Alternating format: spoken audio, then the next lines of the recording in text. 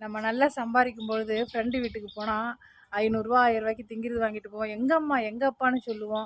ஃப்ரெண்ட்ஸுக்கு நம்ம ட்ரெஸ் எடுத்து கொடுப்போம். எப்போ காசு கேட்டாலும் கொடுத்துருவோம். அது ஒரு ஃப்ரெண்டோ 2 ஃப்ரெண்டோ. அதே மாதிரி சொந்தக்காரங்க வீட்டுக்கு நம்ம நிறைய திங்கிறது வாங்கிட்டு போனாக்கா தான் அவங்க சந்தோஷப்படுவாங்க. கையில் ஏதாவது ஸ்நாக்ஸ் இருந்தால் தான் சந்தோஷப்படுவாங்க. இல்லைன்னா உருன்னு இருப்பாங்க. வேண்டாம் இருப்பாங்க, வா நல்லா இருக்கியா அப்படி கேட்பாங்க. ஆனா, அதே மாரி போயிட்டு வரேன்னு போகும்பொழுது 2, 3 நாள் தங்கிட்டு, எல்லார் கையிலயும் ஒரு ரூ. 1000 ரூ. 500 வச்சு வச்சு குடுத்துட்டு வந்தாக்கா தான் பல்ல காட்டி, "போயிட்டு வா தங்கம், போயிட்டு வா செல்லம். அடுத்த டைம் வந்துரு என்ன லீவுல" அப்படிலாம் சொல்லுவாங்க. நீங்க ஒண்ணுமே குடுக்காத வந்து பாருங்க, போயிட்டு வா. நல்லா வேலை செய்யி, நல்லபடியா இரு" அப்படி சொல்லி மொட்டையா அனுப்பிருவாங்க.